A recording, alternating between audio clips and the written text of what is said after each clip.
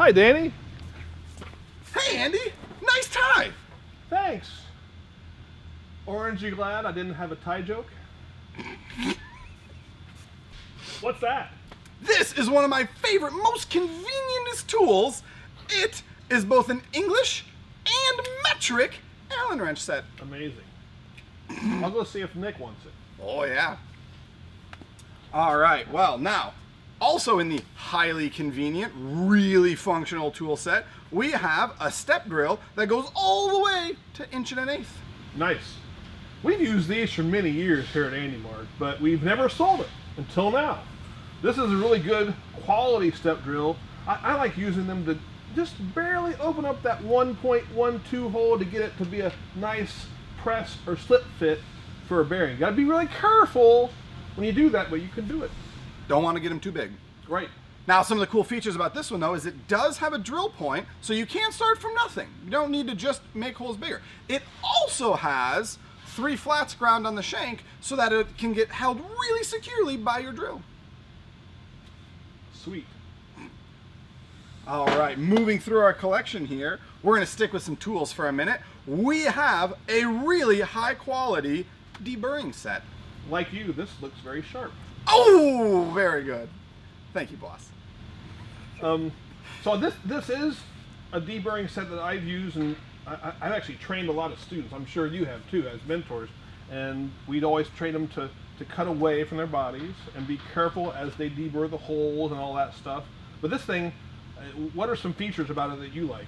I really like the fact that it comes with 10 blades. So not only do you get that first one, you get a bunch of replacements. You have storage in the bottom of the handle for extra blades, but also the spot on the handle that holds the blades can extend so you can go in and reach some faraway holes. Outstanding. All right, now in the realm of continuous improvement, we have a comeback tour for the elevator bracket that we debuted last year during Power Up, but this one is now much thicker for those heavy-duty applications. Did we have those brackets? Did those brackets bend last year at all? Is that why we did this? We know that people put these robots through a ton of match play, and so we wanted to help people out and give them that extra bit of security. Nice. I noticed this is 3/16 thick 5052 aluminum just by looking at it, and I'm really excited to see how this works on the new improved version of the elevator lift. It's going to be exciting. Super. All right, so now one of my personal favorites. This one is new to the AndyMark product line. This is an inline chain tensioner. This particular one model is for 35 chain, but we also have a model for 25 chain. You affix it at either end with a master link, and then you can tighten the section in the middle to take out or add a little bit of slack to your chain runs. This thing might even relieve a lot of tension for many teams throughout the year. Mm-hmm. You okay? We'll release some tension there. That's fantastic. Here, let's release some tension with the tension thing here. Okay, so this thing is right and wrong. It's right and left. Right and left. That's what I meant. I wasn't wrong. I was left. So over here, no, hang on. Over here is the right, and over here is the left. Hey, no, that's wrong. Over here is the right-hand thread, and over here is the left-hand thread. So there you go. Yes. The right-hand thread and the left-hand thread. Nice. Nice safety lockout nuts to keep everything in position. Now this won't go around a sprocket, but not every chain run does. So did you say that was a 35 series? This one's for 35 series, but we also have them for 25 series. Of course we do. To cover both flavors. All right. And now, for the other end of the color spectrum, we have a new and improved pinion press tool for both 550 class motors and 775 class motors. Now we've had that for a little while. Well, how is it improved? Well, now the part where the motor sits is much deeper into the tool, so the motor is held even more securely in the pressing operation. So there's deeper space for the motor to fit in there. That's exactly right. Almost like this is going to be the right destination for your motors. Far out.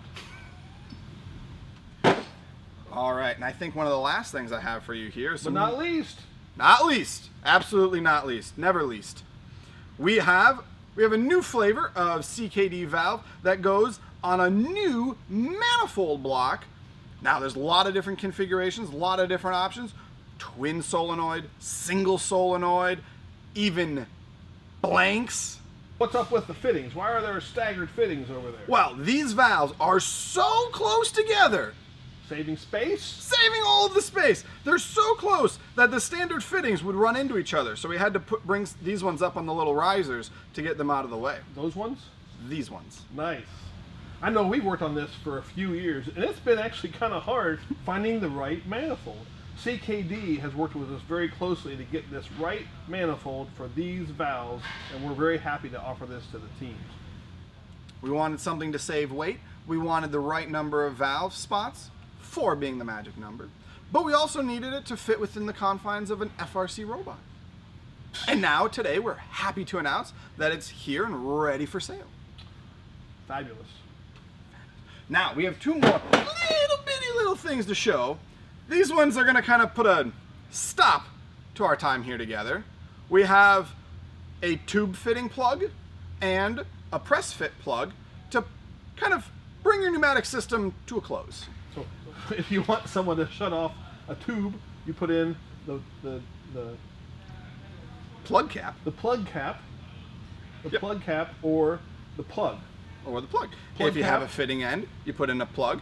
If you have a hose end, you put in the plug cap. Ah, I see. Okay, well, Well, hey, thanks for stopping by to Danny's Parts Emporium, aka the 500 aisle here at your company. thanks, Danny. Have a great day. You too.